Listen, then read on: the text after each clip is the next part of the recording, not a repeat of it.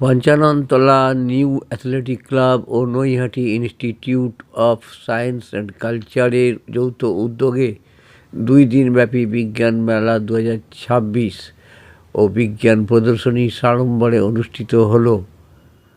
লালবাদা ঘাট লোহাঘাটের সন্নিকটে বিজ্ঞান প্রদর্শনী ছাড়াও কবিতা আবৃত্তি, সঙ্গীত ও বিজ্ঞান ভিত্তিক আলোচনা সকল দর্শকের মনে মনোগ্রাহী হয়ে ওঠে। আপনারা এই খবর দেখছেন জনপ্রিয় পোর্টাল চ্যানেল সোশ্যাল মিডিয়ায় মহন্ত দাশগুপ্তর খবরে আরবান টাইমসে। ভালো লাগলে অবশ্যই সাবস্ক্রাইব করবেন ও বেশি বেশি করে শেয়ার ও লাইক করবেন। ধন্যবাদ।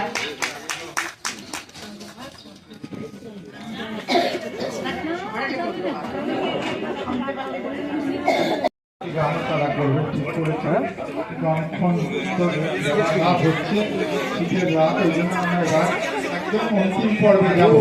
ওরা ওদের একটু নামগুলো পরিচয় করিয়ে দাও নির্মল, এবং আমার মনে হচ্ছে এটা কালকেও চলবে, এটা আমরা চলবে আমাদের। আজকে ওরা খুব মন দিয়ে করছেন, শিল্প সপ্তাহ যখন ভেতর থেকে জেগে উঠে থামানো উচিত না।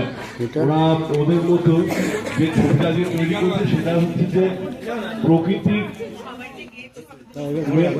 উৎস যেখান থেকে সেইখানে হচ্ছে যে উদ্ভিদ এখানে ওরা রাখে, যে বনাঞ্চল, সেই বনাঞ্চল আজকে কমতে কমতে একটা কিনারা এসে থামছে, যার জন্য সেই বনাঞ্চলের পশু পাখিরাও তারা আজকে গৃহ ছাড়া হচ্ছে।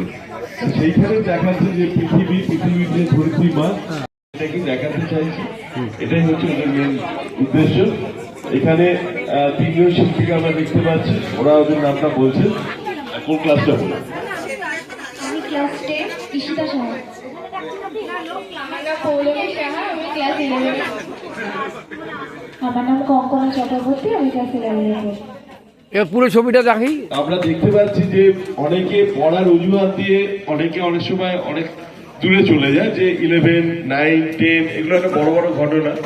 তো এরা কিন্তু সেই সবের বাধা ছেড়ে, বা এদের গার্জেনদেরও আমি অবশ্যই সাধুবাদ দেবো, যে এনারাও এটা ভাবেননি যে শুধু পড়াশুনো করতে হবে তাহলে সব হয়ে যাবে। আজ 11-12 পড়াশোনাটা যথেষ্ট বেশি, কিন্তু তার ফাঁকে ফাঁকে যে ওরা ছবিটা আজকে আমাদের এখানে দাঁড়িয়ে করছে, সেই জন্য সত্যি একটা আলাদাভাবে ওদের ধন্যবাদ দেওয়া উচিত। স্যারও রয়েছে, স্যারের ব্যাপারটা নিশ্চয়ই বলবেন।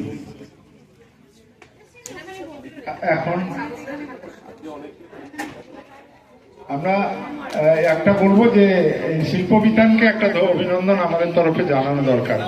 আঁকার স্কুল আছে অনেক, কিন্তু আঁকার স্কুলের বিষয় যখন হয়ে উঠছে আজকের আমাদের সমাজটা, আমাদের চারপাশটা, আমাদের জগৎটা, বিশেষ করে পরিবেশটা, আমরা দেখেছি এই বন্ধুরা, আমাদের ছোট্ট বন্ধুরা বিভিন্ন সময় আমরা হয়তো প্রচার করব, কিন্তু প্রচার একটা হতে পারে মাইক্রোফোনের মধ্যে শুধু কথা বলে যাওয়া, কেউ আবার গানের মধ্যে দিয়ে সেটা করেন, কেউ কবিতার মধ্যে দিয়ে।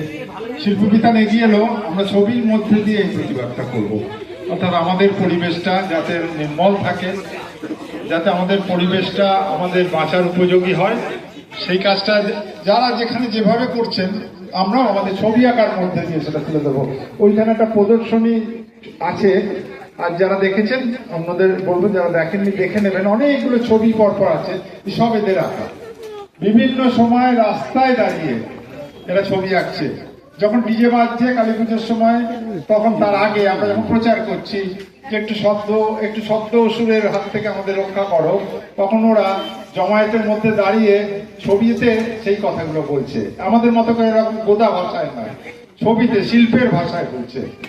তাই আমরা বলবো শিল্প বিজ্ঞান আজকে হাত ধরাধরি করে চললেই মানব সভ্যতা বা আসলে একটা মানবিক সংস্কৃতি যাকে বলি তা গড়ে উঠতে পারে। মস্তিষ্কের কাছে বিজ্ঞানের একটা অভিঘাত আছে, কিন্তু হৃদয়ের কাছে সেই অভিঘাত পৌঁছে দিতে গেলে শিল্পই হচ্ছে মাধ্যম।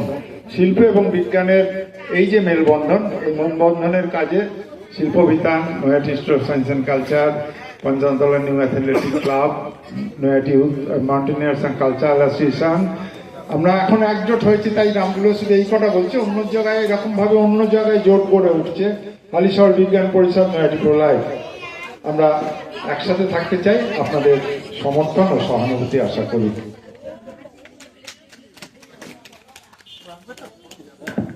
ছবি আঁকার কাজ চলবে এবং আমাদের আজকের দিনের শেষ অনুষ্ঠান। কালকে একটু বলে রাখি যে বিজ্ঞান প্রদর্শনী যেমন চলবে 2টো থেকে রাত্রি 8টা পর্যন্ত, অবশ্যই চলবে, উৎসাহের সঙ্গে চলবে। সবাই আসবেন, অন্যদের আসতে বলবেন। বিভিন্ন বিদ্যালয় থেকে এসছে এবং অনেক সরাসরি অনেকে যুক্ত হয়েছে। আমরা এই কথাটাই বলবো যে আমরা আনন্দ তো পাচ্ছি, সম্ভবত বাড়ি গিয়ে একটু খোঁজ নেবেন, ওরাও ভীষণ আনন্দ পাচ্ছে।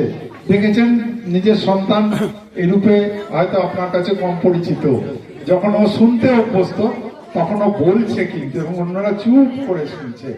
এটা কিন্তু খুব বড় পাওয়া। এটা ওর জীবনের যেমন ভবিষ্যতের একটা সম্পদ, আবার এটা বলবো ওর যে ব্যক্তিত্ব বলে সেই ব্যক্তিত্ব গঠনের বিশেষ সহায়ক। এইটা চলবে এবং তারপরে কয়েকটি ছোট ছোট অনুষ্ঠান থাকবে, যার একটি হচ্ছে বন্ধুজনের গান। বন্ধুজনের গান মানে আমাদের পাড়ার মানুষদের চেনা মুখ, কিন্তু ওরা খুব বড় আনন্দের সঙ্গে গান করে। গানটা যখন করে বড় আনন্দ ওরা উপভোগ করে, আমরা ভীষণ আনন্দ পাই, এবং সবচেয়ে বলছে ওরা গান করতেও ভীষণ আনন্দ পায়।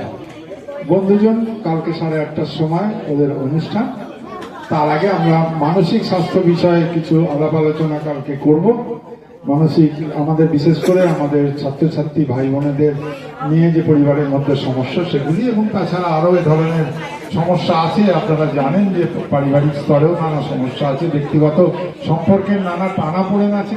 এ নিয়ে পাবলা বিষ্ণুর নয়াটি একেবারে নিঃশুল্কে বলবো এই কথা আর কি, স্বেচ্ছাসেবী শ্রম দিয়ে যাচ্ছে, যাদের তরফে আজকে গান শুধু গান গাইলেন তাদের সাইকোলজিস্টরা উপস্থিত আছেন আজকেও। কাল আমরা এ নিয়ে আলাপ আলোচনা করবো এখানে, আপনারা আসবেন। পরিবেশ নিয়ে কিছু আলাপ আলোচনা হবে, পরিবেশ অর্থাৎ পরিবেশকে সুস্থ রাখার উপায় নিয়ে। আজ আমরা শেষ করব। আমাদের সুমন্ত ভর বাবু উপস্থিত আছেন। সুমন্ত ভর আবার বলছি অনেকের কাছেই পরিচিত, কারণ যখন নয়াটি থানা এখানে ছিল ওখানে উনি করেছেন, আমাদের এই বিষয়ে শিক্ষিত করেছেন, প্রশিক্ষিত করেছেন। এখন নয়াটি থানা আমাদের অঞ্চল থেকে দূরে, কিন্তু আমাদের এমনি দূরত্ব বাড়েনি। সেদিন গিয়েছিলাম, ভীষণ আন্তরিকভাবে উনি আমাদের এই আমন্ত্রণ গ্রহণ করেছেন। আজকে আমরা তার কাছ থেকে শুনবো, আর কথা বাড়াবো না, রাত হয়েছে। মাননীয় শ্রী সুমন্ত ভর তিনি আজকে আমাদের সামনে বলবেন সাইবার প্রতারণা এবং এর বিরুদ্ধে একটু সচেতনতা প্রসার। অসংখ্য ধন্যবাদ Naihati science and culture association. ওনাদের এই প্রচেষ্টা প্রতি বছর আমি যেমন আগেও এসেছি এখানে, আজকেও এলাম ওনাদের আমন্ত্রণে, এবং তার জন্য খুবই কৃতজ্ঞ আমাদের এই সুযোগটা করে দেওয়ার জন্য, আপনাদের মাঝে এসে সাইবার ক্রাইম সম্বন্ধে আপডেট দেওয়ার একটা যে সুযোগ করে দেন ওনারা, তার জন্য অসংখ্য ধন্যবাদ। আর এই মেলা তো সত্যি অনবদ্য এবং এক্সেপশনাল একটা কনসেপ্ট, যেখানে বিজ্ঞান সাহিত্য একসাথে মিলে একাকার হয়ে যাচ্ছে। বিজ্ঞানের একটি অংশ সাহিত্য, কারণ কল্পনা ছাড়া বিজ্ঞান এগোয় না, কল্পনা থেকেই বিজ্ঞানের জন্ম। আর আজকে আমরা যেই সম্বন্ধে আলোচনা করব সাইবার ক্রাইম, সেই সাইবার ক্রাইমটাও বিজ্ঞানেরই একটা দান, মানে অপরাধীদের জন্য দান আর আমাদের জন্য একটা থ্রেট। সেই সম্বন্ধে আমরা যেমন আগেও আলোচনা করেছি কিভাবে সাইবার ক্রাইম হয়, কিভাবে আমরা বাঁচতে পারি, কিন্তু তার সত্ত্বেও এটা আমাদের প্রতিনিয়ত মাথায় রাখতে হবে, এবং বর্তমান যুগে কিভাবে সাইবার থ্রেটগুলো হচ্ছে, সাইবার ক্রাইমগুলো হচ্ছে, সেই সম্বন্ধে আমাদের ক্রমাগত আপডেটেড থাকতে হবে, আমাদের তথ্যগুলো জানতে হবে, তবেই আমরা এই সাইবার ক্রাইম থেকে বাঁচতে পারবো। কারণ সাইবার ক্রাইম প্রিভেনশনের একমাত্র উপায় হচ্ছে অ্যাওয়ারনেস। আমরা যদি সচেতন থাকি তাহলেই কিন্তু সাইবার ক্রাইমকে আটকানো সম্ভব। আমি গত বছর, তার আগের বছর আমরা এখানে প্রোগ্রাম করেছি, অ্যাওয়ারনেস প্রোগ্রাম করেছি, কিন্তু গত বছরের থেকে বা তার আগের বছর থেকে এই বছর যে ডিফারেন্স যেটা আমি দেখেছি সেটা হচ্ছে সাইবার ক্রাইমের সংখ্যাটা কমেনি, বরং সাইবার ক্রাইমের যে মানুষের যে ক্ষতিগ্রস্ত হচ্ছে সেই ক্ষতির পরিমাণটা বেড়ে যাচ্ছে। অর্থাৎ আগে যেখানে 10,000 টাকা 20,000 টাকা একটা ক্ষতি হতো, সেটা এখন বর্তমানে সেটা ছাপিয়ে গিয়ে 1 লাখ, 2 লাখ, 5 লাখ, এমনকি 1 কোটি, 1.5 কোটি, 2 কোটি, 5 কোটি পর্যন্ত চলে যাচ্ছে। এর কারণ কি? এর কারণ হচ্ছে আমরা বোধহয় একটু অ্যাওয়ার হয়ে গেছি। তার ফলে খুব সাধারণ যে সাইবার ক্রাইমের যে ধরনগুলো সেইগুলো আমরা বুঝতে পেরেছি এবং সেইগুলো থেকে বাঁচছি। কিন্তু একই সঙ্গে আমরা কিছু কিছু মুহূর্তে অসচেতন হয়ে পড়ছি। যেমন আমরা জানি যে গাড়ি চালালে আমাদের হেলমেট পরতে হয়, সাবধানে গাড়ি চালাতে হয়, তা সত্ত্বেও অ্যাক্সিডেন্ট হয়ে যায়। তেমন আমরা জানি, বুঝি সাইবার ক্রাইম কি, কিন্তু আমরা যেহেতু আপডেটেড থাকি না, সেই জন্য মাঝে মাঝে আমাদের এই অসচেতন মুহূর্তে আমাদের দ্বারা কিছু ভুল হয়ে যাচ্ছে। তার ফলেই কিন্তু এই সাইবার ক্রাইম অপরাধীরা সেই সুযোগটা নিয়ে তাদের ধনসম্পত্তি দিন দিন বাড়িয়ে যাচ্ছে, আর আমরা ক্ষতিগ্রস্ত হতে থাকছি। সাইবার ক্রাইমের যেটা মোড অফ অপারেশন বা মডাস অপারেন্ডি যেটা আছে সাইবার ক্রাইমে দু রকম হয়, যেটা আপনারা জানেন, যে একটা হচ্ছে ভয় দেখিয়ে এবং একটা হচ্ছে লোভ দেখিয়ে। ভয় দেখিয়ে কেমন? আপনার অ্যাকাউন্ট ব্লক হয়ে যাবে, আপনার এটিএম কার্ড এক্ষুনি ব্লক হয়ে যাবে, আপনাকে এক্ষুনি এই কাজটা করতে হবে, আপনার কেওয়াইসি আপডেট করতে হবে। এখন দেখুন, শীত প্রচুর পড়েছে। যেমন শীতকালে আমরা বাড়ি থেকে বেরোতে চাই না, আবার প্রচন্ড গরম পড়লেও বাড়ি থেকে বেরোতে চাই না। সবকিছু আছে আমাদের এই ফোনের মধ্যে, আর ফোনের মাধ্যমে আমরা চেষ্টা করি যে যাতে সব কাজ হয়ে যায় বাড়িতে বসে। সেটা যেমন একদিকে আশীর্বাদ, সেটা আবার অভিশাপও আছে। অনেক সময় আমরা একটু বেশি আলসে হয়ে যায়, তখন ফোনের মাধ্যমে সবকিছু করতে গিয়ে আমাদের ভুল হয়ে যায়। আর আমরা বিশ্বাস দিন দিন মানুষের উপর কমিয়ে ফেলে এই ফোনের উপর বিশ্বাসটা বেশি করে ফেলি। আমরা ফোনে যেটাকে পাই সেটাকে বেশি বিশ্বাস করি। আমাকে কেউ যদি আমার কোনো বন্ধু বলে যে আমাকে 1 লাখ টাকা ধার দে বা আমাকে 50,000 টাকা ধার দিতে বলে, আমি তাকে দেবো না, বিশ্বাস করি না।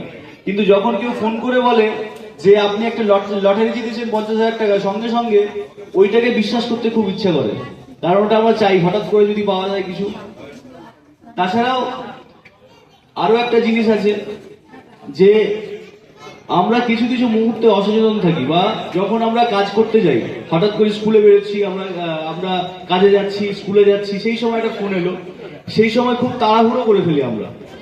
তার ফলে কি হয়? আমাদের দ্বারা ভুল হয়ে যায়, এবং তার এই সামান্য ভুলের মাসুল কিন্তু আমাদের বিরাট বড় দিতে হয়। সাধারণ যে সাইবার ক্রাইমগুলো আছে, কমন যেগুলো আছে, সেইগুলো আমরা যেমন আগে আলোচনা করেছি, তেমনই একটু ছোট্ট করে বলে দিই। যেমন লটারি এবং প্রাইজ স্ক্যাম, যেগুলো যে লটারি আপনি লটারি জিতেছেন, যে লটারি আপনি কোনোদিন খেলেননি, আপনার নাম্বারে এত টাকা লটারি এসছে, এই ধরনের যেমন স্ক্যাম আছে। প্লাস কেওয়াইসি আপডেট, ব্যাংক থেকে আপনাকে ফোন করে বলে আমি এসবিআই এজেন্ট বলছি বা এসবিআই ব্যাংক থেকে বলছি। অনেক সময় আপনার অ্যাকাউন্ট নাম্বারও বলে যে আপনার এই অ্যাকাউন্ট নাম্বার আছে এই ব্যাংকে, বা আপনার কোন ব্যাংকে অ্যাকাউন্ট আছে। অনেক সময় ওরা গেস করে যে আপনার এসবিআই অ্যাকাউন্টে থাকতে পারে, কারণ এসবিআই ব্যাংকে প্রায় প্রত্যেকের আমাদের অ্যাকাউন্ট আছে। অন্যান্য ব্যাংকে অ্যাকাউন্ট যেমন আছে, সবার একটা করে এসবিআই ব্যাংকে অ্যাকাউন্ট থাকে। তো ওরা এরকম গেস করে আপনার এসবিআই ব্যাংকে অ্যাকাউন্ট আছে? হ্যাঁ আছে। আপনার কেওয়াইসি আপডেট বাকি আছে, আপনি কেওয়াইসি কি ব্যাংকে এসে করবেন না বাড়িতে বসে করবেন ফোনের মাধ্যমে? তো যথারীতি যদি ব্যাংকে যেতে না হয় তাহলে সেটা ভালো হয়। তখন কেওয়াইসি আপডেট করার জন্য আপনার থেকে তথ্য যায়, এবং তারপরে আপনি কি করেন? ওটিপি তাকে প্রদান করেন যে কেওয়াইসি আপডেটের জন্য ওটিপি দিতে হবে, তখন আপনি ওটিপি দিয়ে দেন। এইটাই হচ্ছে মস্ত বড় ভুল, যেটা আমরা সবসময় করে ফেলি, যে ওটিপি আমরা দিয়ে দিই, তখনই কিন্তু আমাদের ফোনটা তাদের কন্ট্রোলে চলে যায়, বা আমাদের অ্যাকাউন্টটা তাদের কন্ট্রোলে চলে যায়, এবং তাদের নিজের ইচ্ছা মতো সেটাকে ব্যবহার করতে পারে। এছাড়া টিকিট বুকিং, আমরা অনেকেই এই শীতকালে এসে সবার একটা ঘোরাঘুরির মরশুম, এটা বেড়ানোর একটা সময়। আমরা টিকিট বুকিং করতে যাই, হয়তো পুরীর হোটেল বুকিং এর জন্য অনলাইনে সার্চ করলাম যে হোটেল বুকিং নাম্বার বা হোটেল নাম্বার। এবার যেই নাম্বারগুলো আসছে সেই নাম্বারগুলো কিন্তু মোটেই সত্যি নয়, কারণ ডিজিটাল প্ল্যাটফর্মে ওয়েবসাইটে যেগুলো থাকে সেইগুলোই থাকে যেগুলো আমরা ইনপুট করি। অর্থাৎ আমি একটা ওয়েবসাইট তৈরি করে একটা নাম্বার দিয়ে দিলাম পুরীর হোটেল বা দীঘার হোটেল বা দার্জিলিং এ হোটেল বুকিং। আপনি যখন সেই নাম্বারে ফোন করে হোটেল বুকিং করছেন, টাকা পেমেন্ট করছেন, সেটা কিন্তু বেশিরভাগ ক্ষেত্রে এই ক্ষেত্রে দেখা যায় 60% অন্তত ফেক থাকে, 40% জেনুইন থাকে। তো আপনি বুকিং করলেন, টাকা দিলেন, তারপরে সেই টাকা আর কোনদিন ফেরতও পাবেন না, আর বুকিংও হবে না। নেক্সট হচ্ছে লোন, যেটা ইদানিং খুব চালু হয়েছে, যে লোন আমরা ব্যাংক থেকে যেমন নিতে পারি, তেমন বিভিন্ন অ্যাপ্লিকেশন আছে অনলাইনে, আমরা প্লে স্টোরে পাই, অনলাইনে পাই। অনেক সময় আমাদের ফেসবুকে বিজ্ঞাপন আসে যে লোন খুব সহজে লোন নেওয়া যায় উইদাউট ডকুমেন্ট। এবার ব্যাংকে যদি আপনি লোন দিতে যান দেখবেন আপনাকে 1000টা ডকুমেন্টস চাইবে। আপনি যদি একটা অ্যাপ্লিকেশন থেকে খুব সহজে মানে 10 মিনিটের মধ্যে একটা লোন পেতে পারেন, 10,000 টাকা, 20,000 টাকা, 5,000 টাকা হঠাৎ করে প্রয়োজন হলো, আপনি সেটার দিকে বেশি আগ্রহী হন। তো এর ফলে কি হয়, কিছু কিছু ফেক লোন অ্যাপ আছে, তারা আপনাকে প্রথমে 5,000 টাকা ক্রেডিট দেয়। সেই লোনটা অ্যাপটা ডাউনলোড করার সঙ্গে সঙ্গে আপনারা কি করেন, ওই যেটা অ্যাপ্লিকেশন ডাউনলোড করার পরে দিতে হয়, বিভিন্ন অ্যাক্সেস দিতে হয় ফোনের, আপনার মিডিয়ার অ্যাক্সেস দিতে হয়, মানে আপনার ফটো গ্যালারি ওরা অ্যাক্সেস করতে পারবে, আপনার কন্ট্যাক্টের অ্যাক্সেস দিতে হয়, কারণ তার ফলে ওরা আপনার কন্ট্যাক্টে যাদের নাম্বার আছে সেইগুলো সব অ্যাক্সেস করতে পারবে, এবং আরো কিছু অন্যান্য অ্যাক্সেস দিতে হয়, আপনার ক্যামেরা, আপনার নোটিফিকেশন, আপনার অডিও, মানে আপনার মাইক্রোফোন, সবকিছুর অ্যাক্সেস দিয়ে দেওয়ার পর আপনি যখন লোনটা নিলেন, 5,000 টাকা আপনাকে দিল, দেওয়ার সঙ্গে সঙ্গে আপনাকে 1 সপ্তাহ বা 2 সপ্তাহ পর বলবে আপনাকে 5,000 টাকার জন্য 10,000 টাকা পেমেন্ট করতে হবে, না হলেই আপনার যে ছবিগুলো আছে সেই ছবিগুলো এখন এআই জানেন, আর্টিফিশিয়াল ইন্টেলিজেন্সি, আমার মুখ নিয়ে অন্য একটা ছবিতে বাজে ছবি বসিয়ে আপনার বিভিন্ন আত্মীয়দের ছাড়বে, কারণ আপনার কন্ট্যাক্ট নাম্বারে যে কন্ট্যাক্ট গুলো ছিল সেইগুলো এখন তাদের কাছে আছে। সুতরাং ফেক লোন অ্যাপ থেকে কিন্তু বাঁচতে হবে। হয়তো অনেক সময় আমরা ব্যাংকে গিয়ে লোন পাই না, সঙ্গে সঙ্গে আমরা একটা লোন খুঁজতে যাই, হ্যাঁ, যেটা আর সব থেকে গুরুত্বপূর্ণ বিষয়, প্লে স্টোরে যেগুলো পাওয়া যায় সেইগুলোই যে জেনুইন সেটা কিন্তু একদমই নয়। অনেক সময় আমরা দেখেন, বিজ্ঞাপনে দেখেন বা টিভিতে দেখেন বা খবরের কাগজে দেখেন যে প্লে স্টোর থেকে এই অ্যাপগুলো ব্যান করা হয়েছে, গভর্নমেন্ট এই অ্যাপগুলো ব্যান করা হয়েছে, তাহলে তারা অপরাধ করার পর সেইগুলো ব্যান করা হয়। তার মানে যেইগুলো প্লে স্টোরে আছে সেইগুলো যে প্রত্যেকটা জেনুইন তেমন নাও হতে পারে। আর সঙ্গে সঙ্গে যেগুলো আমরা ফেসবুকে দেখি সেইগুলো তো অবশ্যই বেশি করে সন্দেহজনক, যেগুলো ফেসবুকে পাই আমরা। অনেক সময় ফেসবুক অ্যাড আছে, লোন নিন, বিভিন্ন জায়গায় অ্যাড আছে, এই যেগুলো যেমন আছে। এবার দুটি অত্যাধুনিক যেটা বলবো আমি, যে স্ক্যাম পদ্ধতি যেটা এখন চালু হয়েছে সেই সম্বন্ধে আমাদের খুব সচেতন থাকতে হবে। এই স্ক্যামগুলোর শিকার হচ্ছেন কিন্তু শুধু সাধারণ মানুষরা, যারা বেশি শিক্ষিত, যারা অনেক যারা নলেজেবল পার্সন, তাদের ক্ষেত্রে এইগুলো হয়ে থাকে, এবং তার সঙ্গে হয়ে থাকে বয়স্ক যারা বাড়িতে থাকেন বা একাকিত্বে ভোগেন বা একা একা থাকেন, তাদের ক্ষেত্রে এই ধরনের স্ক্যাম হয়।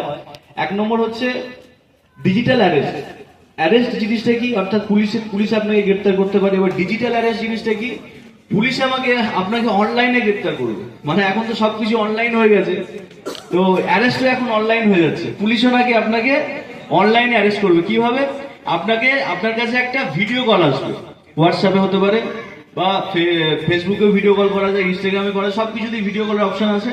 অথবা আপনার কাছে একটা নর্মাল কলও আসতে পারে।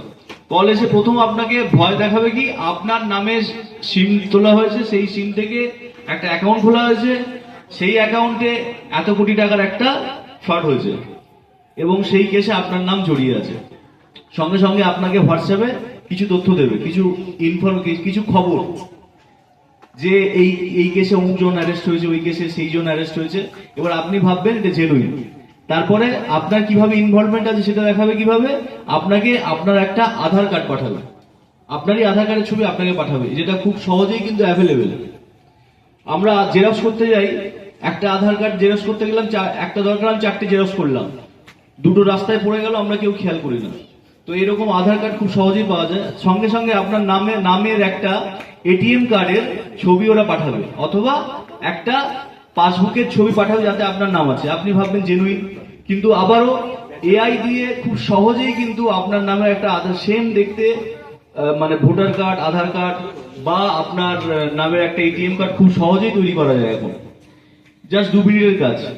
এবং সেরকম পাঠিয়ে এবার আপনার বিশ্বাস অর্জন করবে যে হ্যাঁ জেনুইনলি আপনি ওই কেসে যুক্ত আছেন। তারপর আপনাকে কিছু ফেক সিআইডির নোটিশ, সিবিআই এর নোটিশ, সুপ্রিম কোর্টের, হাইকোর্টের যত নোটিশ থাকে সব পাঠিয়ে দেবে, যাতে একটা সাইন থেকে প্রত্যেকটা নোটিশে আপনি যদি পড়েন মন দিয়ে দেখবেন কত কি ভুলভাল লেখা আছে, এমন কিছু জিনিস লেখা আছে যেগুলো বাস্তবিক নয়। কিন্তু সেই সময় আমরা এত ভয় পেয়ে যাই যে সেইগুলো আর দেখার সময় আমাদের থাকে না, বোঝার সময় থাকে না, ততক্ষণে আমরা তাদের ফাঁদে পা দিয়ে দিই। এবার কি হয়, আপনাকে ভয় দেখানোর পর এবার যেটা হয় সেটা হচ্ছে টাকার ডিমান্ড। আপনাকে এত টাকা দিতে হবে, কিসের জন্য? আপনাকে বলবে না যে এটা ঘুষ দিতে হবে, আপনাকে বলবে যে এই টাকাটা আমাদের আরবিআই জমা পড়বে, আপনার যে স্ক্যামটা হয়েছে সেটা আরবিআই জমা পড়বে। তারপর আপনি যখন এই স্ক্যাম থেকে মুক্ত হবেন, যখন আপনাকে কেস থেকে ডিসচার্জ করা হবে, তখন আপনাকে এই টাকা ফেরত দেওয়া হবে। এইভাবে এই ডিজিটাল অ্যারেস্টের মানে টাকার পরিমাণটা কিন্তু সব থেকে বেশি। সাধারণ কেওয়াইসি বা এই ধরনের ফ্রডে যেরকম টাকা দেওয়া হয়, তার থেকে এই ফ্রডের ক্ষেত্রে কিন্তু টাকার পরিমাণ বেশি।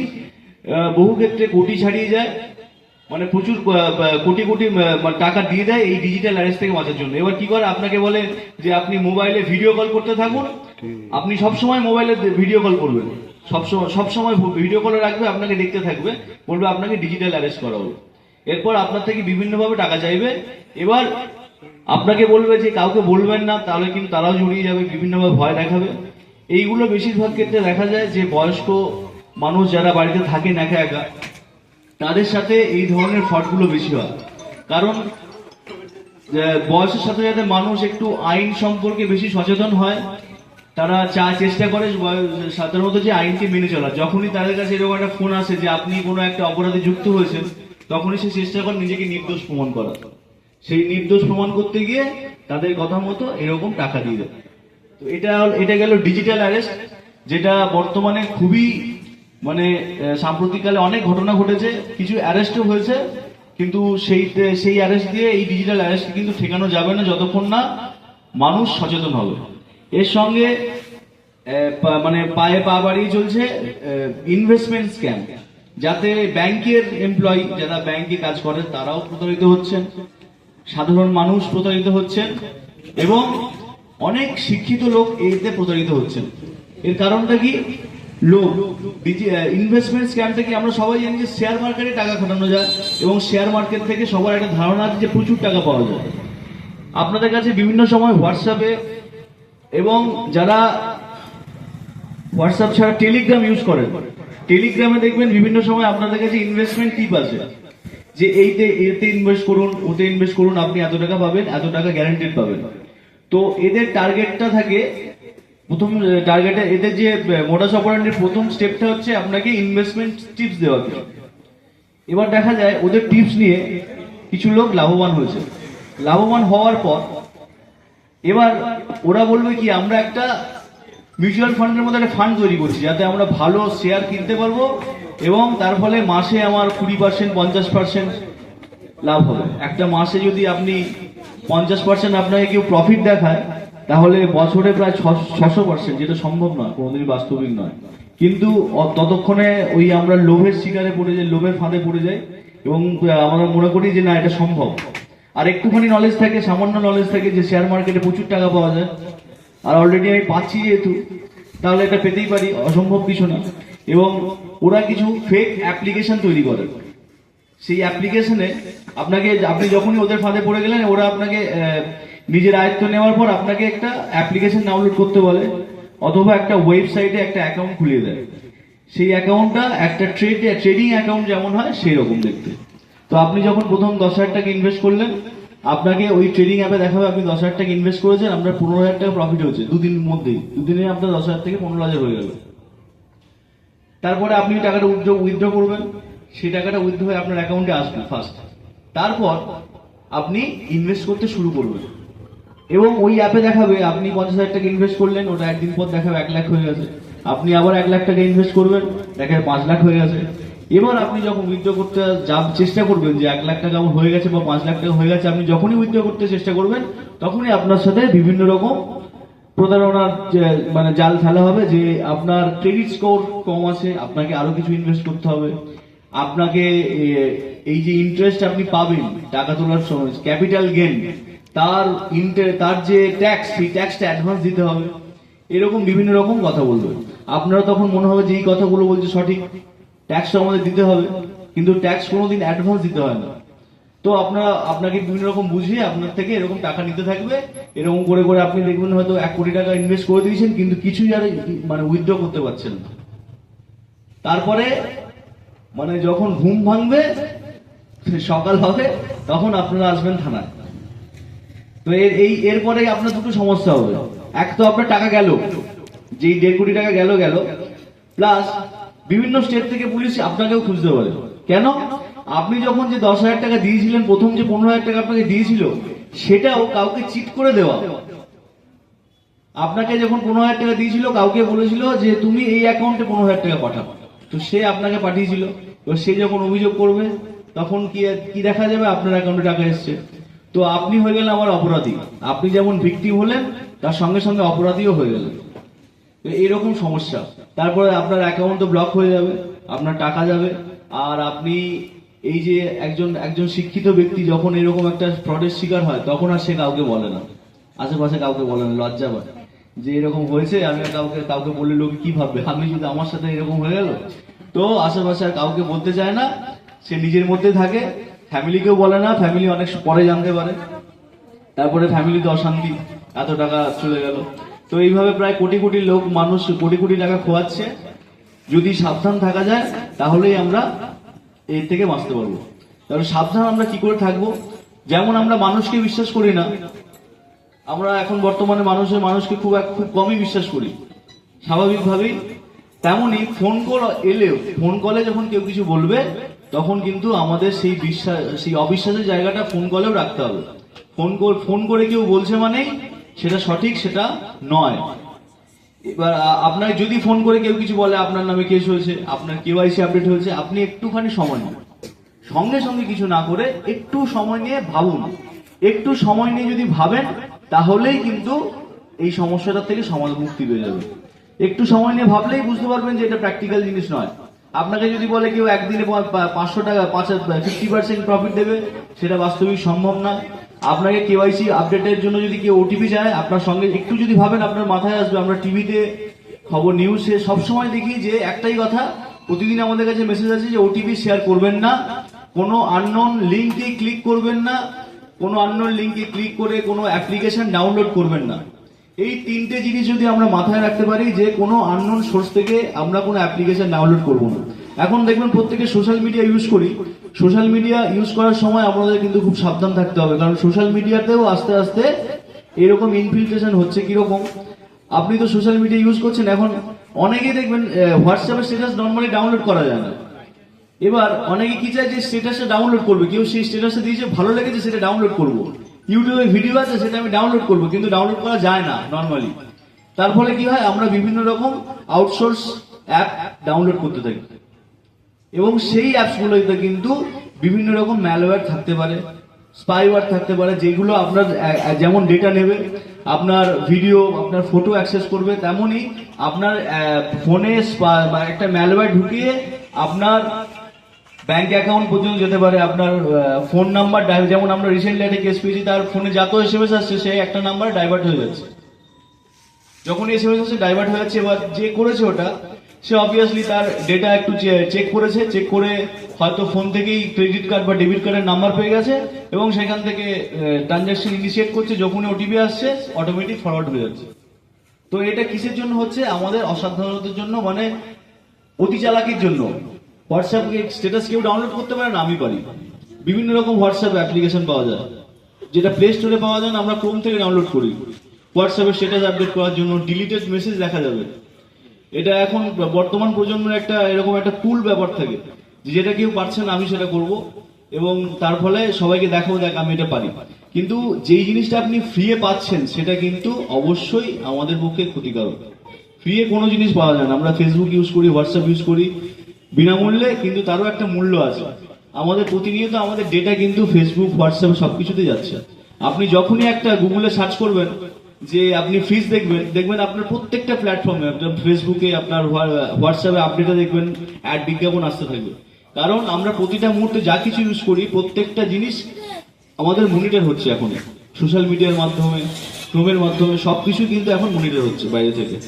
সুতরাং যেমন আমরা ফ্রি এ অনেক কিছু পাচ্ছি, সেই ফ্রি এর মূল্যও কিন্তু আছে। সুতরাং সেই হিসেবে সেটা মাথায় রাখতে হবে যে আমাদের ইনফরমেশন গুলো কিন্তু সবকিছু বাইরে লিক আছে। কেউ আমার নাম বললো, আমার বাবার নাম বললো, সেটা কিন্তু মানে কোনোটাই আশ্চর্যের বিষয় না। আপনার নাম এই, আপনার বাবার নাম এই, আপনার আধার কার্ডের নাম্বার এইগুলো জানা কিন্তু খুব একটা বড় বিষয় নয় এখনকার দিনে। আমরা ফেসবুকে অ্যাকাউন্ট করে রেখেছি, ফ্লিপকার্টে অ্যাকাউন্ট করে রেখেছি, বিগ বাস্কেটে অ্যাকাউন্ট করে রেখেছি, নেটফ্লিক্সে অ্যাকাউন্ট করে রেখেছি, সব জায়গায় অ্যাকাউন্ট আছে। সেখানে আমাদের মিনিমাম যেটা ইনফরমেশন সেটা হচ্ছে ফোন নাম্বার, আমাদের নাম। যখনই একটা ডেটা ব্রিচ হয় সঙ্গে সঙ্গে সেই ফোন নাম্বার আপনার নাম চলে যায়। আপনার যদি কোনো সময় কোনো একটা অ্যাপ্লিকেশনের ডেটা ব্রিচ হয়, সেখান থেকে বোঝা যায় আপনার স্ট্যাটাস কি আছে। সঙ্গে সঙ্গে সোশ্যাল মিডিয়াতে আমরা সবসময় আপডেট করতে থাকি, আমরা প্রতিনিয়ত আমরা কি করছি, কি খাচ্ছি, কোথায় যাচ্ছি। এই সোশ্যাল মিডিয়া ইঞ্জিনিয়ারিং যেটাকে বলে, যে সোশ্যাল মিডিয়াতে আমাদের ফলো করা, আমাদের সোশ্যাল মিডিয়া যখনই আমরা ওপেন করে রাখি তখন সবাই দেখতে পায়। এই সোশ্যাল মিডিয়াতে কিন্তু সাইবার অপরাধীরা কিন্তু ফলো করছে আমাদের, যেটাকে আমরা মানে এই সাইবারের ভাষায় বলে সোশ্যাল ইঞ্জিনিয়ারিং। সোশ্যাল ইঞ্জিনিয়ারিং এর মাধ্যমে আমাদের তথ্য কিন্তু সবকিছু একজন দেখছে। আমরা কেমন জামা কাপড় পছন্দ করি, কোথায় যাই, কি ধরনের আমার ইনকাম কিরকম হতে পারে, বর্তমানে এই ডেটাটাই কিন্তু সব থেকে গুরুত্বপূর্ণ। আমরা অনেক সময় বলি ডেটা চুরি হয়ে গেছে, ডেটা চুরি হয়ে গেছে। তো আমার একটা বন্ধু বলছিল, হ্যাঁ ডেটা চুরি হচ্ছে, আমার কাছে 1 GB ছিল, এই একটুই 500 MB হয়ে গেল। ডেটা চুরিটা কিন্তু সেই রকম না। ডেটা চুরিটা হচ্ছে আমাদের যে পার্সোনাল ডেটা, সেইগুলো চুরি যাওয়াটা কিন্তু সব থেকে ইম্পর্টেন্ট। যে যার মধ্যে আমাদের ডেট অফ বার্থ আছে, আমাদের ফোন নাম্বার আছে। ডেট অফ বার্থটা কিন্তু একটা খুব গুরুত্বপূর্ণ জিনিস। আপনি দেখবেন অনেক সময় পাসওয়ার্ড রিসেট করতে গেলে আপনাকে বিভিন্ন ক্ষেত্রে কিন্তু ডেট অফ বার্থ চায়। তো সোশ্যাল মিডিয়া আমরা ডেট অফ বার্থ দিয়ে দিই, এবং সেই ডেট অফ বার্থ যদি কোনো রকমের ডেটা ব্রিচ হয়, তাহলে কিন্তু আমাদের ডেট অফ বার্থটাও সবার কাছে চলে যায়। তো ডেট অফ বার্থটা আমরা যারা ফেসবুক ইউজ করেন, সোশ্যাল মিডিয়া ইউজ করেন, তারা বলবো যে ডেট অফ বার্থটা হাইড করে রাখতে। আর সব থেকে বড় কথা হচ্ছে, আপনারা যারা ফেসবুক, হোয়াটসঅ্যাপ, টুইটার বা যা কিছু ইউজ করেন, সব থেকে ইম্পর্টেন্ট বিষয় হচ্ছে আপনারা 2 ফ্যাক্টর অথেন্টিকেশন কিন্তু চালু রাখবেন। এটা আমি আগের বারে এসে বলে গেছিলাম। পাসওয়ার্ড ছাড়াও আর একটা স্টেপ লাগে লগ ইন করতে। আমার অ্যাকাউন্টে যদি কেউ লগ ইন করতে যায়, তাহলে আমার কাছে একটা SMS আসবে। পাসওয়ার্ড তো লাগবেই, প্লাস আমার কাছে একটা SMS আসবে, তারপরে সেটা লগ ইন করা যাবে। সুতরাং 2টো স্টেপ হয়ে গেল সিকিউরিটি। এটা হচ্ছে 2 ফ্যাক্টর অথেন্টিকেশন বা 2 স্টেপ ভেরিফিকেশন। বিভিন্ন প্ল্যাটফর্মে এর বিভিন্ন নাম আছে, কিন্তু আপনারা ফেসবুকে, হোয়াটসঅ্যাপে এটা অবশ্যই করে রাখবেন, 2 স্টেপ ভেরিফিকেশন বা 2 ফ্যাক্টর অথেন্টিকেশন। আর এখনকার যুগে আমরা যখন প্রথম ফেসবুক ইউজ করতাম, আমাদের অনেক সিকিউরিটি ফিচার্স কম ছিল, প্রাইভেসি ফিচার্স কম ছিল। কিন্তু দিন দিন ফেসবুক বা বলুন, হোয়াটসঅ্যাপ বলুন, আমাদের প্রাইভেসি ফিচার্স বাড়াচ্ছে। সেইগুলো কিন্তু আমাদের ইউজ করতে হবে। যেমন হচ্ছে, আমাদের ফেসবুক অ্যাকাউন্টকে লক রাখতে হবে, যাতে আমার ফ্রেন্ডসরা ছাড়া অন্য কেউ আমার অ্যাকাউন্ট দেখতে না পায়। আমি যদি কখন কোনো ছবি তুলি, আমার বাবাকে দেখাবো, মাকে দেখাবো, বন্ধুদের দেখাবো, বাইরে কে আছে তাকে নিশ্চয়ই দেখানোর প্রয়োজন আমার নেই। সুতরাং ফেসবুক প্রোফাইল লক রাখতে হবে। হ্যাঁ, যদি আমি হিরো হতে চাই, সিনেমায় অভিনয় করতে চাই, তাহলে আমার একটা প্রোফাইল ক্রিয়েট করার জন্য সবাইকে আমার ছবি দেখাতে হবে। কিন্তু তাছাড়া যদি সেরকম কোনো আমার অভিপ্রায় না থাকে, তাহলে আমাদের উচিত আমাদের ব্যক্তিগত জিনিসগুলোকে ব্যক্তিগত একটা সার্কেলের মধ্যে রাখা। তার জন্য ফেসবুক বা profile lock, Instagram profile private করা, যাতে আমাদের যারা ফ্রেন্ডস আছে, রিয়েল ফ্রেন্ডস আছে, তাদের সাথে সেইগুলো শেয়ার হয়। প্লাস ফেসবুকে ফ্রেন্ড লিস্টটা প্রতিনিয়ত চেক করা, যে কারা আমার গুডবুকে আছে এখনো, কারা নেই। কারণ ফেসবুকে আপনার ছবি ডাউনলোড করে দেখুন, অনেক ক্ষেত্রে এরকম দেখা যায়, অভিযোগ করে যে কে করেছে এরকম, আমি জানি এটা আমার পাশের বাড়ির অমুক মেয়ে করেছে, অমুক ছেলে করেছে। ফেসবুকে কোনো একটা ছবি নিয়ে, সেই ছবি মড বানিয়ে, বাজে ছবি বানিয়ে বিভিন্ন জনকে ছাড়ছে। সেটা কে করেছে? নিশ্চয়ই আমেরিকা থেকে কেউ করতে যাচ্ছে না। আমার ছবি কার কাছে আছে, আমি কাকে দিয়ে রেখেছি ছবি, আমাদের পাশের বাড়ির কারোর সাথে শেয়ার করে রেখেছি। তো সুতরাং আমাদের ফেসবুকে ফ্রেন্ড লিস্টটা সবসময় আমাদের রিভাইজ করতে হবে, যে কারা আমাদের গুড বুকে আছে তারাই কিন্তু ফ্রেন্ড লিস্টে থাকা উচিত। তাছাড়া অন্য কেউ কিন্তু ফ্রেন্ড লিস্টে থাকা উচিত নয়। এবার সবশেষে যেটা বলবো, যে সাইবার ক্রাইম, যদি আমরা তো প্রতিদিন সতর্ক থাকছি, প্লাস এর পরেও যদি কোনো রকম অপরাধ হয়ে যায়, যদি ভুল হয়ে যায়, বা আমরা বেঁচেও যাই, এরকম যদি কোনো কল আসে, আমরা সচেতন হয়ে আমরা যদি সেটা থেকে বাঁচতেও পারি, সেই কলটা আমাদের রিপোর্ট করতে হবে। কিভাবে রিপোর্ট করব? আমরা একদম সব থেকে সহজ পদ্ধতি হচ্ছে 1930 সাইবার ক্রাইম হেল্পলাইন নম্বর। এটা অনেক সময় একটু বিজি থাকে, কিন্তু একটু ট্রাই করলে পাওয়া যায় এখন। এই 1930 কল করার পর আপনাকে একটা হোয়াটসঅ্যাপে ওরা মেসেজ পাঠায়, যে সেই মেসেজে একটা ফর্ম থাকে, যে কি ঘটনা ঘটেছে আপনি সেটা ডিসক্রাইব করুন। সেটা হোয়াটসঅ্যাপে আপনি ফর্মটা ফিল আপ করে পাঠালে আপনার তরফ থেকে একটা কমপ্লেন অনলাইনে হয়ে যাবে। তার সাথে সাথে cybercrime.gov.in, যেই কমপ্লেনটা 1930-তে কল করলে হয় সেটা আপনি ডিরেক্টলি করতে পারবেন cybercrime.gov.in। এখানে গিয়ে আপনি যেমন ফিনান্সিয়াল ফ্রড রিপোর্ট করতে পারবেন, তার সঙ্গে সঙ্গে আপনি পারবেন কোনো সোশ্যাল মিডিয়া রিলেটেড কোনো ক্রাইম যদি হয়, আপনার কোনো ফেক অ্যাকাউন্ট হয়েছে বা অন্য কিছু হয়েছে, সেইগুলোও কিন্তু আপনি রিপোর্ট করতে পারবেন। তার সঙ্গে চাইল্ড রিলেটেড যদি কোনো ইস্যু থাকে সেইগুলো আপনার রিপোর্ট করতে পারবেন। আর যদি কিছুই যদি মাথায় না আসে, আপনি কিভাবে বলবেন কি করবেন বুঝতে পারছেন না, অবশ্যই আপনার লোকাল থানায় যাবেন। প্রত্যেকটা থানায়, ব্যারাকপুর পুলিশ কমিশনারের প্রত্যেকটা থানায় সাইবার বন্ধু প্রোগ্রামের মাধ্যমে একটা হেল্প ডেস্ক আছে, যেটা সবসময় চালু থাকে। যদি কেউ না থাকে, আরো অফিসাররা, আমাদের অফিসাররা থাকে, তারা আপনাদের সাহায্য করবে কিভাবে আপনি কমপ্লেন করবেন অনলাইনে কমপ্লেন করাটা গুরুত্বপূর্ণ এই কারণেই যে আপনি যখন আপনার সাথে ব্যাংকে কোনো ফ্রড হয়, সেই টাকাটা একটা অ্যাকাউন্টে যায়, অনলাইনে আপনি রিপোর্ট করার সঙ্গে সঙ্গে ওই প্রত্যেকটা ব্যাংকের কাছে ইনফরমেশন চলে যায় যে এই ট্রানজাকশনটা ফ্রড ট্রানজাকশন আছে। সঙ্গে সঙ্গে ব্যাংক ওটা ট্রেস করে যদি ওই অ্যাকাউন্টে থাকে তাহলে ব্লক করে, যদি ওই অ্যাকাউন্ট থেকে অন্য অ্যাকাউন্টে চলে যায় তাহলে কিন্তু সেটাও আবার ব্লক হয়ে যায়। এরকম একটা চেন ওয়াইজ চলতে থাকে যতক্ষণ না অ্যাকাউন্ট থেকে পুরোপুরি টাকাটা যাচ্ছে। এবং তার ফলে এখন রিকভারি রেটটা আমাদের অনেক বেড়েছে। তবুও যেমন ক্রাইম সবকিছু সলভ করা যায় না, তেমন রিকভারও অবশ্যই 100% নয়, সেটা রিকভারি রেটটা খুবই কম। তো যত তাড়াতাড়ি আপনারা রিপোর্ট করবেন, রিকভারির চান্সটা আর আমাদের কাজের স্কোপটা বেশি থাকবে। আর তার সঙ্গে যেটা বলতে হবে যে আপনারা যে অ্যাকাউন্ট যে আপনারা কমপ্লেন করলেন একটা অ্যাকাউন্ট ব্লক হয়ে যাচ্ছে, সেটা কিন্তু আপনাদের সাথেও হতে পারে। কখনো কখনো এরকম হয় যে আমাদের আপনার অ্যাকাউন্ট ব্লক হয়ে গেছে, আপনি বুঝতে পারছেন না কি করবেন।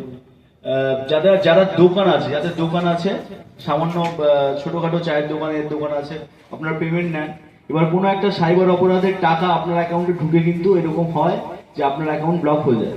তো আপনাদের যেটা অ্যাভয়েড করতে হবে যে আপনাদের যে দোকান আছেন, আপনারা কোনো রকম একটা এন্টিটি ওটা প্রুফ রাখবেন যে আপনার এটা দোকান, একেবারেই মানে আনরেজিস্টার্ড রাখবেন না, কোনো রকম ভাবে একটা রেজিস্টার রাখবেন যে আপনার এটা দোকান, আপনি দোকান চালান এবং আপনার একটা বিজনেস অ্যাকাউন্ট আছে। সেকেন্ড হচ্ছে, কেউ এসে যদি আপনাকে বলে যে আমার মা অসুস্থ, আমার এক্ষুনি 10,000 টাকা লাগবে, আমার অ্যাকাউন্টে টাকা আসছে না, আপনাকে আমি দিচ্ছি, আপনাকে ক্যাশ দেন, এটাকে অ্যাভয়েড করবেন। যতই মানে এরকম বলুক, এটাকে অ্যাভয়েড করবেন। অজানা যদি কেউ ব্যক্তি যদি এসে আপনার দোকান, আপনার ধরুন ফোনে মোবাইলে দোকান আছে, আপনি সাধারণ ছোটখাটো ট্রানজাকশন করেন, আপনার পেটিএম আছে, কেউ আপনাকে এসে বললো যে 10,000 টাকা আমি পাঠাচ্ছি, আপনাকে একটু ক্যাশ করে দিন, সেটা অ্যাভয়েড করবেন, কারণ এরা কিন্তু এইভাবে টাকাটা ক্যাশ করার চেষ্টা করে। আর যারা বড় অপরাধী তারা তো ডাইরেক্টলি ক্রিপ্টোকারেন্সিতে চলে যায়, সেটা ধরা বেশি মুশকিল। কিন্তু আপনারা যাতে ক্ষতিগ্রস্ত না হন, মানে কেউ অপরাধ করেছে, সেই অপরাধের টাকাটা আপনার অ্যাকাউন্টে ঢোকালো, সেটা অ্যাভয়েড করার জন্য একটু চেষ্টা করবেন যে অজানা ব্যক্তিকে কোনো ক্যাশ উইথড্র করে না দেওয়া, বা অজানা ব্যক্তির সাথে ট্রানজাকশনটা কম করা, যতটা সম্ভব কম করা, এটুকুই। আর সঙ্গে সঙ্গে আর একটা জিনিস আমরা আগেরবার দেখিয়েছিলাম, সঞ্চার সাথী অ্যাপ। সঞ্চার সাথী অ্যাপটাতে আমরা কিছু ফিচার্স আরো অ্যাড হয়েছে। আমরা আগেরবার দেখিয়েছিলাম যে সঞ্চার সাথী অ্যাপে আপনি জানতে পারেন কিভাবে যে আপনার নামে কতগুলো সিম আছে। সঞ্চার সাথী অ্যাপ্লিকেশন আছে, অথবা সঞ্চার সাথী একটা ওয়েবসাইট আছে, সেই ওয়েবসাইটে গিয়ে আপনি বিভিন্ন রকম সার্ভিস পান। সিটিজেন সার্ভিসের মধ্যে আপনি দেখবেন একটা হচ্ছে আপনার নামে কতগুলো মোবাইল নাম্বার আছে, সেটা আপনি জানতে পারেন। আপনার মোবাইল নাম্বার দিয়ে একটা ওটিপি আসবে, সেই ওটিপিতে আপনি যখন ওটিপিটা প্রেস করার পর আপনার যে নাম্বারটা যে আধার কার্ডের সাথে লিঙ্ক, সেই আধার কার্ডে যদি 4টে নাম্বার থাকে সেটা আপনাকে দেখাবে। তার সঙ্গে আপনার যদি মোবাইল হারিয়ে যায়, আপনি থানায় একটা জিডি করে আপনি নিজেই আপনার মোবাইলটা ব্লক করে দিতে পারবেন। তার ফলে ওই আপনার মোবাইলটা কেউ মিস ইউজ করতে পারবে না, আপনার আইমিআইটা ব্লক হয়ে যাবে, ওতে সিম লাগালে আর টাওয়ার আসবে না। যখনই কেউ সিম লাগাবে আপনার সেই ইনফরমেশন আমাদের কাছে চলে আসবে। কিন্তু এটা বর্তমানে আমরা থানা থেকেই করে থাকি।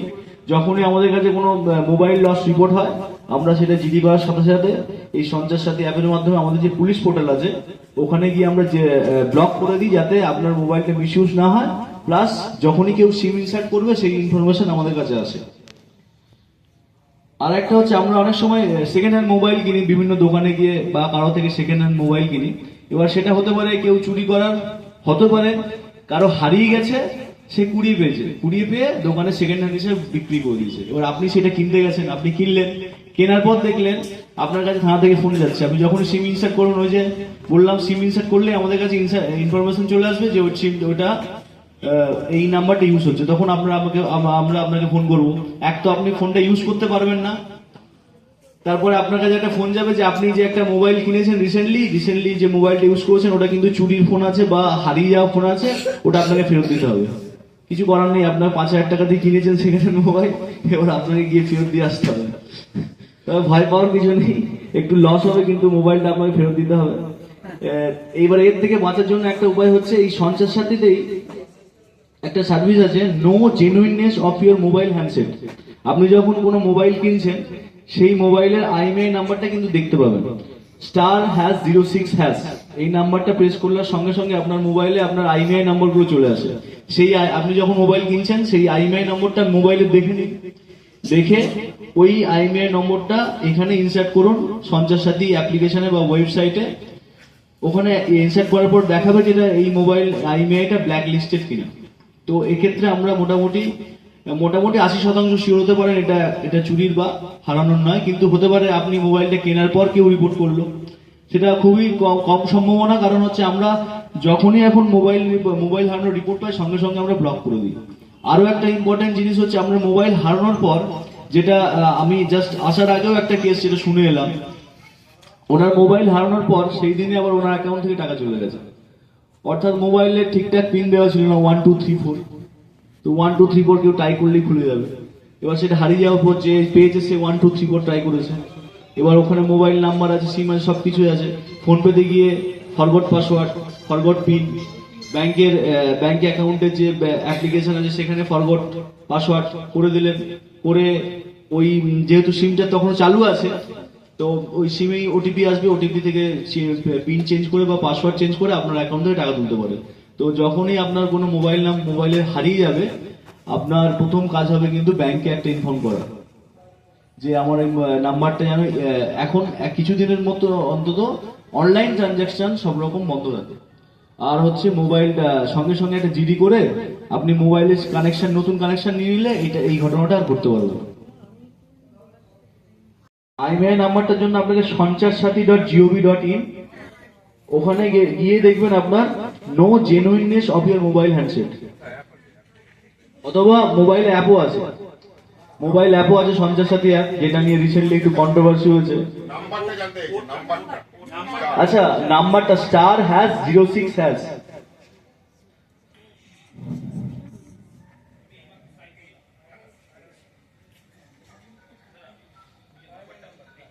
*#06# করলে আপনার দুটো মোবাইলের দুটো IMEI দেখাবে। যখন কোনো মোবাইল কিনবেন বা কেউ যদি কিনে তাকে সাজেস্ট করবেন যেন এইভাবে দেখে নেয়। আর মোবাইল হারানোর সঙ্গে সঙ্গে যেমন রিপোর্ট করবেন, আর ব্যাংকেও একটা ইনফর্ম করবেন যেন আপনার মোবাইলের সাথে যদি লিঙ্ক থাকে, ব্যাংকের সাথে আপনার নাম্বারটা লিঙ্ক থাকে, তাহলে তারা যেন অনলাইন ট্রানজাকশনটা কিছুদিনের জন্য বন্ধ রাখে যতক্ষণ আপনি মোবাইলটা পাচ্ছেন, সিমটা। মোটামুটি কভার করলাম যতটা সম্ভব। এবার আপনাদের থেকে জানতে চাইবে, যদি আপনাদের কোনো প্রশ্ন থাকে আপনারা করবেন, আমি চেষ্টা করব আমার সাধ্যমতো যতটা পারি উত্তর দেওয়ার। পুরনো মোবাইল যেগুলো আমাদের থেকে যাচ্ছে এগুলো দোকানে অনেক সময় এক্সচেঞ্জ অফার দেয়, সেটা কি সেফ?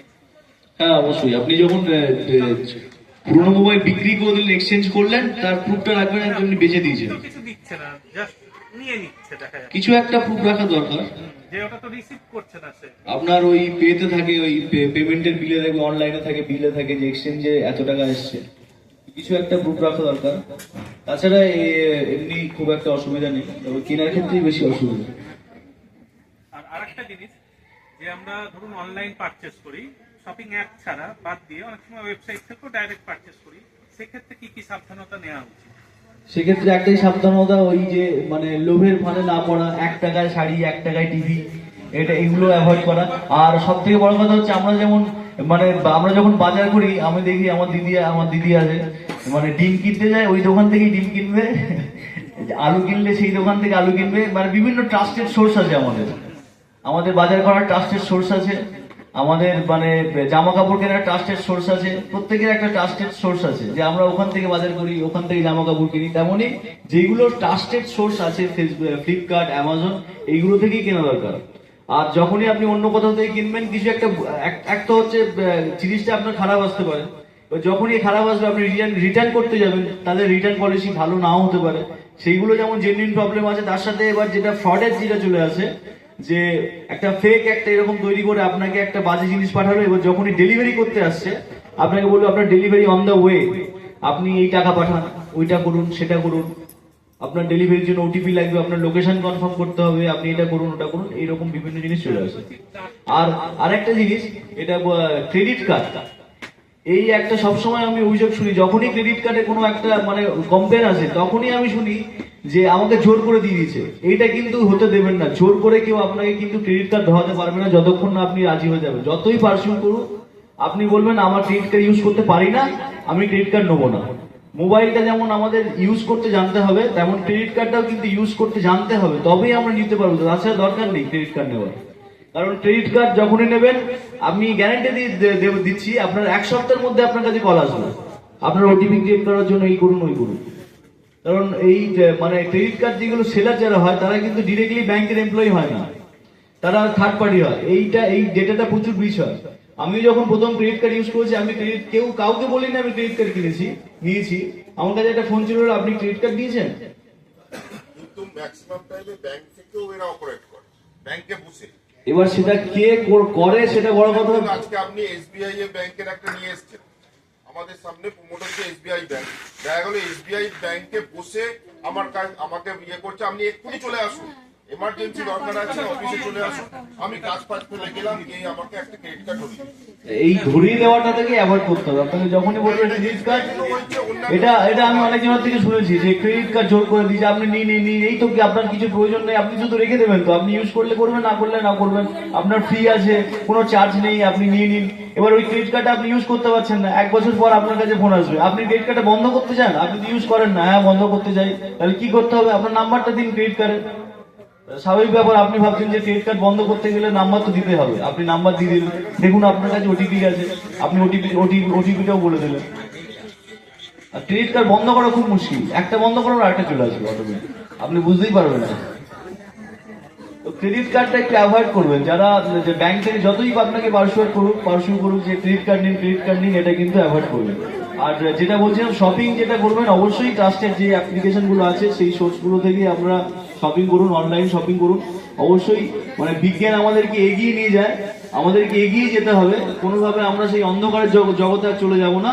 আমরা সবকিছু ব্যবহার করব, কিন্তু সচেতনতার সঙ্গে, যাতে আমার এটা মানে বিজ্ঞানটা ওই আশীর্বাদ না অভিশাপ সেই বিষয়টা আবার চলে আসে। তো সুতরাং আমরা সবকিছু ব্যবহার করব, মোবাইল যত কিছু ফিচার আছে সব ইউজ করব, কিন্তু অবশ্যই কন্ট্রোলের মধ্যে। আর চেষ্টা করা উচিত যে বাচ্চারা যতটা মোবাইল থেকে দূরে থাকুক, কারণ হচ্ছে সোশ্যাল মিডিয়াতে অনেক রকম জিনিস থাকে যেগুলো সবসময় বাচ্চাদের জন্য বা শিশুদের জন্য অ্যাপ্রোপ্রিয়েট নয়। তো সবকিছুই আমরা ব্যবহার করব, কারণ মোবাইলটা এখন আমাদের জীবনে মানে অপরিহার্য একটা অঙ্গ হয়ে উঠেছে। আমরা কোথাও বাইরে গেলে সহজেই কমিউনিকেট করতে পারি ফ্যামিলির সাথে। তো সবকিছুর মধ্যেই আছে মোবাইলটা, সেটা যেমন ব্যবহার করতে হবে, কিন্তু সবকিছু জেনে ব্যবহার করতে হবে। হ্যাঁ বলুন।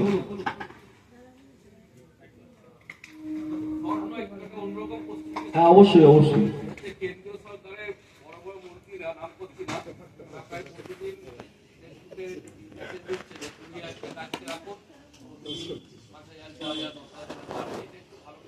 আমি এটা ট্রাই করেছি, মানে টাকা ছিল না, উপায় আছে।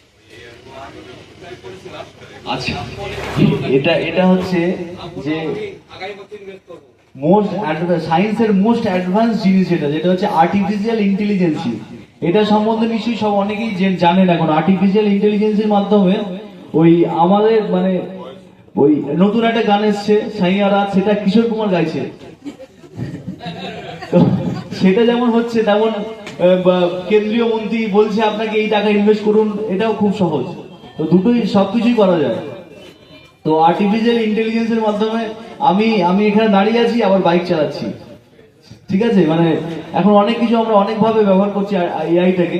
তো এআইটাকে ব্যবহার করা খুবই ভালো, জানতে হবে, শিখতে হবে, কারণ মানে ইন ফিউচার এআইটা আমাদের জীবনে একটা মানে গুরুত্বপূর্ণ অংশ হতে চলেছে, যেটা ছাড়া হয়তো আমরা আর এগোতে পারবো না। কারণ প্রতিটা ক্ষেত্রে এআই মানে তার জায়গা করে নিচ্ছে, শিল্প বলুন, সাহিত্য বলুন, বিজ্ঞান বলুন, সব ক্ষেত্রে যেটা আমরা অনেক সময় লাগে করতে, সেটা এআই এর মাধ্যমে খুব সহজে করতে পারি। তো এইটা কিন্তু এবার মানে ওই বিশ্বাসটা আরো কমিয়ে দিচ্ছে। এটা যেমন সুবিধা হচ্ছে এআই এর মাধ্যমে, বিশ্বাসটা কিন্তু আরো কমে যাচ্ছে। কারণ আপনি দেখছেন যে প্রধানমন্ত্রী ভাষণ দিচ্ছে, কিন্তু আসলে সেটা প্রধানমন্ত্রীর নয়, প্রধানমন্ত্রীর কথা নয়, ওরকম করে বানানো। এবং আগে যেটা খুব কঠিন ছিল, অনেক কষ্ট করে করতে হতো, এখন এটা 2 মিনিটে যে কেউ, আপনিও করতে পারবেন, আপনি ট্রাই করলে আপনিও করতে পারবেন। হ্যাঁ আমাদের সিভিল স্কোর চেক করে, হ্যাঁ সিভিল স্কোর চেক করতে গিয়ে এখানে সবাই চেক করতে পারে, সবাই চেক করলেই দেখবে যে ওখানে প্রচুর লোন আছে, লাইফস্টাইল লোন, এটা সেটা আছে, প্রচুর আছে, যেগুলো আনপেড নয়, মানে লোনটা অ্যাভাইল হয়েছে আমার নামে এবং সেটা পেডও হয়েছে, কিভাবে বন্ধ করা যায় এটা দেখতে। এটা হচ্ছে আপনাদের প্যান কার্ড ইউজ করে অনেক সময় এরকম ফেক লোন থাকে। আর দ্বিতীয় কথা হচ্ছে আমরা অনেক সময় না জেনে কিছু লোন অ্যাপ্লাই করি। কিরকম বলছি, কনজিউমার লোন বলে একটা জিনিস আছে। আপনি যখন ফ্লিপকার্টে দেখবেন, ফ্লিপকার্টে পে লেটার থাকে, অ্যামাজনেও অ্যামাজন পে লেটার থাকে। এই ধরনের যখনই আপনি অ্যাক্টিভেট করবেন, আপনার নামে কিন্তু দুটো লোন দেখাবে। যখনই আপনি একটা ফ্লিপকার্টে পে লেটার অ্যাপ্লাই করলেন, তো তখন আপনাকে আপনার সিভিল স্কোর দেখবেন একটা কনজিউমার লোন দেখাবে অ্যাক্টিভ। প্লাস আপনি যখন ওই অ্যামাজন পেতে করলেন, অ্যামাজন পেতে আপনি একটা পে লেটার অপশন অ্যাক্টিভেট করলেন, তাহলে আপনার কাছে সিভিল স্কোর যখন চেক করবেন তখন একটা অ্যাক্টিভ লোন দেখাবে, কনজিউমার লোন বলে দেখাবে। কিন্তু সেটা সব কখনোই ফ্লিপকার্ট বা অ্যামাজন লেখা থাকবে না, কিছু একটা ফিনান্স কোম্পানির নাম লেখা থাকবে। সেটা একটা জিনিস, ওটা কোনো মানে ভয় পাওয়ার কিছু নেই, বা ওটা কোনো ফেক জিনিসও নয়। তার সঙ্গে যেটা হচ্ছেও যে এরকম আমাদের কমপ্লেন এসেছে যে মানে কারো প্যান কার্ড ইউজ করে সেই প্যান কার্ডের মাধ্যমে লোন নিয়ে নিয়েছে। তো এটা আমাদের কাছে মানে যারা এটা করছে তারা আপনার ডেটাটা পেয়ে গেছে, প্যান কার্ড নাম্বারটা অবশ্যই পেয়ে গেছে কোনোভাবে, সেটা আমাদের সিকিউর রাখতে হবে। প্যান কার্ডটা একটা ইম্পর্টেন্ট জিনিস আছে। আর দেখবেন আপনার কাছে হয়তো এরকম খবরে দেখেছেন নিশ্চয়ই যে একজন মানে সাধারণ কৃষক, তার কাছে ইনকাম ট্যাক্স ডিপার্টমেন্ট গিয়ে বলছে আপনার 1 কোটি টাকা ট্যাক্স বাকি আছে, কারণ তার প্যান কার্ড ইউজ করে এরকম একটা লোন বা মানে একটা বিজনেস চালাচ্ছে। তার সঙ্গে সঙ্গে অনেক সময় ওয়ার্ক ফ্রম হোমের নাম করে আপনাকে বলে অ্যাকাউন্ট খুলে আমাকে অ্যাকাউন্ট বইটা দিয়ে দাও। এরকম অনেক জায়গায় হয়, অনেকে এরকম শিকার হয় যে অ্যাকাউন্ট বই খুলে আমাকে অ্যাকাউন্ট নাম্বারটা দিয়ে দিল, এবার সেইটা দিয়ে সাইবার ফ্রড হয়ে যাচ্ছে, তার অ্যাকাউন্টে কোটি কোটি টাকা ঢুকছে। তো পার্সোনাল ডেটাটা সিকিউর রাখতে হবে।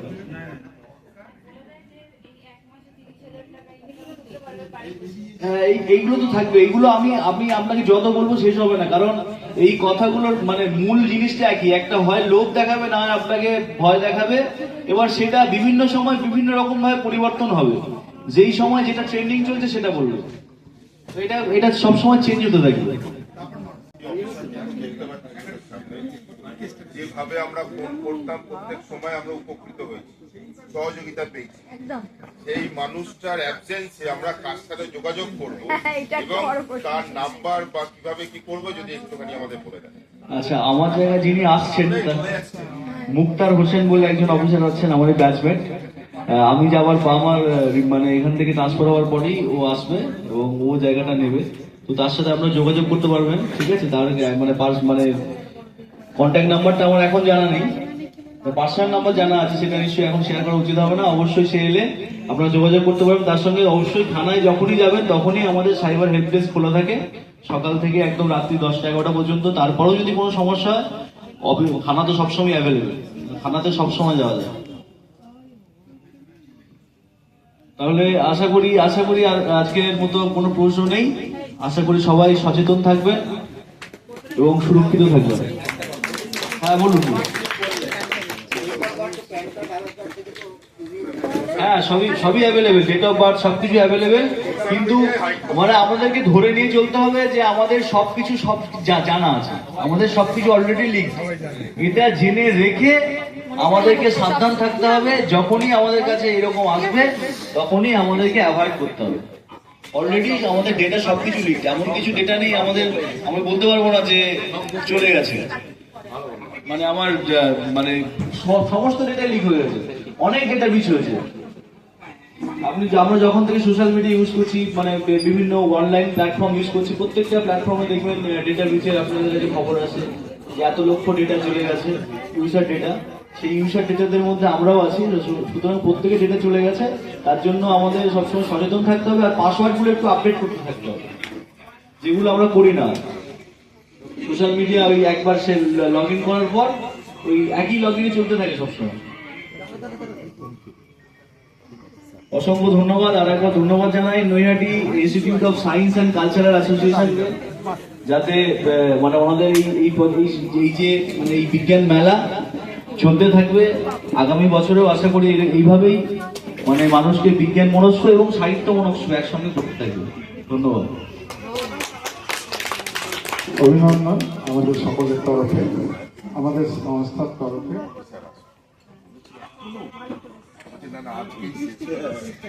আজকে স্যারকে আমরা একটা ব্যাচ পড়াবো আমাদের সংস্থার তরফ থেকে। আমাদের একদিন এসে একটু ব্যাচ পড়িয়ে দেবেন স্যারকে। আর একটা অনুরোধ করবো, কাল একবার আসবেন, অবশ্যই একবার আসবেন। ঘুরে ওদিকে যাও, তুমি ওইদিকে যাও। হ্যাঁ, দেখি ঘুরে যাও তো, ঘুরে যাও তো।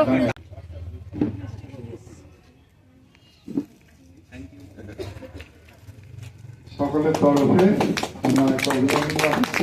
কালকে আমরা অনুরোধ রাখছি, কালকে সকলবার আসবেন।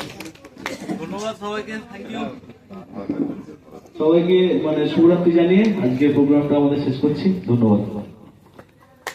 আমাদেরও আজকে বিজ্ঞান মেলার প্রথম দিন আজকে এখানে সমাপ্ত হল। যে বিজ্ঞান মেলা 2026 নৈহাটির একমাত্র বিজ্ঞান মেলা 16তম বর্ষে পদার্পণ করলো। বাধাঘাট পঞ্চাননতলা নৈহাটিতে শুরু হয়েছে, কি বলবেন? বলবো এই কথাই যে আপনারা আমাদের সহযোগিতা করুন, এখানে আসুন, উপস্থিত হন, বিজ্ঞান মেলায় অংশগ্রহণ করুন, বিজ্ঞান মেলাকে আমাদের সার্থক করে তুলুন আপনাদের উপস্থিতি দ্বারা। এবং বিজ্ঞান মেলায় আমাদের ছোট ছোট ছাত্রছাত্রী বন্ধুরা, বিজ্ঞানকর্মী বন্ধুরা যে কথাগুলো পৌঁছে দিতে চাইছে, সেগুলো ছোটদের দিক থেকে যেগুলো আসছে সেগুলো মূলত বিজ্ঞান বইয়ের নানা বিষয় সহজভাবে বিজ্ঞান শিক্ষার একটা সুযোগও এটা। প্রথাগত শিক্ষার বাইরে বেরিয়ে অপ্রথাগত উপায়ে সেটা সুযোগ নিন, বাড়ির বাচ্চাদের নিয়ে আসুন, ওদের বিজ্ঞান শিক্ষার ভয় কাটবে, বিজ্ঞান শিক্ষা সহজ এবং আনন্দ লাগবে। এছাড়া আমাদের বিজ্ঞানকর্মী বন্ধুরা যে কথাগুলো বলছেন সেটা বিজ্ঞান মনস্কতা প্রসারের কথা। বিজ্ঞানকে জীবনে, সমাজে, দৈনন্দিন কাজে ব্যবহার করে একটু সুস্থভাবে বাঁচা, একটু স্বাচ্ছন্দ্যে বাঁচা, একটুখানি বলতে পারি এইভাবে যে একটু মুক্ত চিন্তা নিয়ে বাঁচা, মানবিকতা বোধ নিয়ে বাঁচা, এসবের কথাগুলোই তারা বারবার বলছেন। পরিবেশটাকে সুস্থ রাখার কথা, এই কথাগুলো একটু আপনাদের কাছে আমরা নিয়ে যেতে চাই। এসে আমাদের সহযোগিতা করুন, সার্থক করুন এই আয়োজনকে। আপনার নাম? আমার নাম বঙ্কিম বাবু। আচ্ছা, এই যে আজকে শিল্পবিধান, YMCA, NJA, হালিশহর বিজ্ঞান পরিষদ, নৈহাটি প্রো-লাইফ সহযোগিতায় এবং পঞ্চাননতলা নিউ অ্যাথলেটিক ক্লাব ও Naihati institute of science and culture তাদের উদ্যোগে যে আজকে এই 16তম বর্ষের যে বিজ্ঞান মেলা, আপনার কি রায়, কি বলবেন?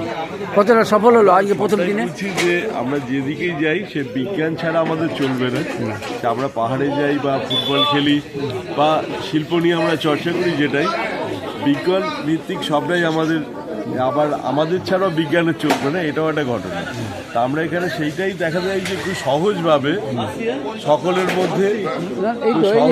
সকলের মধ্যে আমরা এটা ফুটিয়ে দিতে চাই যে রঙের মধ্যে দিয়ে, রেখার মধ্যে দিয়ে খুব সহজভাবে যারা বোঝাচ্ছে বা যারা বুঝছে বিজ্ঞান একটা কঠিন জিনিস না ভেবে সেটা যাতে খুব মনের মধ্যে করে মানে উপলব্ধির মধ্যে দিয়ে দিতে পারে।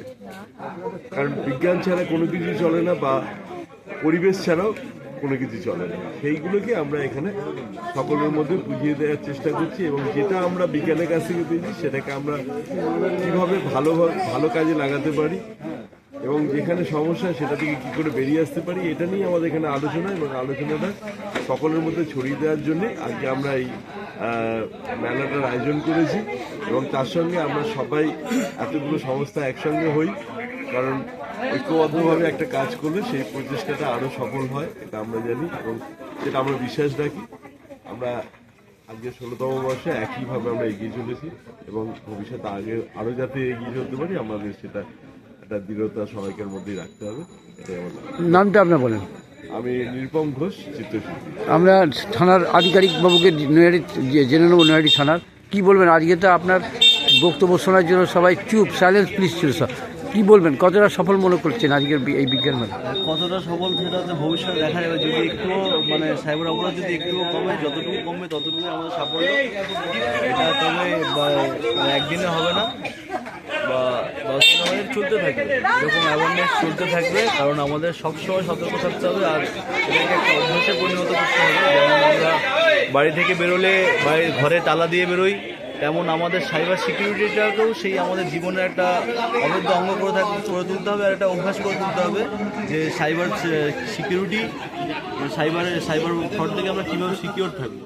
তো সেরকম ফিজিক্যাল যেমন আমাদের সিকিউরিটি প্রয়োজন, তেমন সাইবার ক্রাইম থেকে সিকিউরিটির জন্য আমাদের যে মূল অস্ত্রগুলো আছে, যে আমাদের অ্যাকাউন্টের পাসওয়ার্ড, ওটিপি, এইগুলোকে সবসময় সংরক্ষিত রাখতে হবে। এইটুকু থাকলেই বাদ বাকি আর কোনো কিছু মাথায় রাখার প্রয়োজন থাকে না। যদি আমরা আমাদের পাসওয়ার্ড সিকিউর রাখতে পারি, আমাদের ওটিপি সিকিউর রাখতে পারি, ওটিপি কাউকে শেয়ার না করি, তাহলে অন্তত 50% সাইবার ক্রাইম কমে যাবে। আপনার নামটা একটু বলবেন? সুমন্ত বর, সাব ইন্সপেক্টর। ধন্যবাদ রইল, ভালো থাকবেন।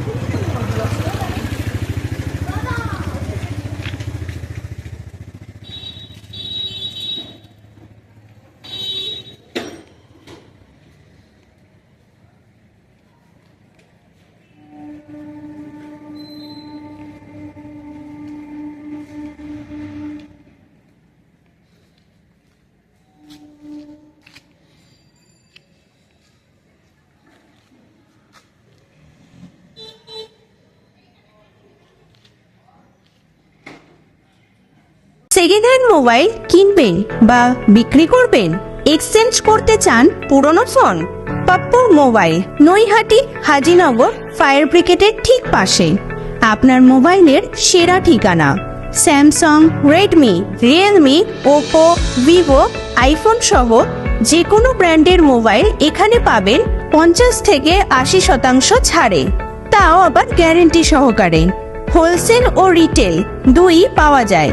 এছাড়াও আছে mobile cover, tempered glass, earbuds, smart watch, এক ছাদের নিচে সব। দোকান খোলা থাকে প্রতিদিন সকাল 10টা থেকে রাত 10টা পর্যন্ত। আজই চলে আসুন পাপ্পু মোবাইলে। যোগাযোগের ফোন নাম্বার 9748482727। এছাড়াও ফেসবুক, ইউটিউব, ইনস্টাগ্রামের মাধ্যমে আপনি সরাসরি যোগাযোগ করতে পারেন আমাদের সাথে।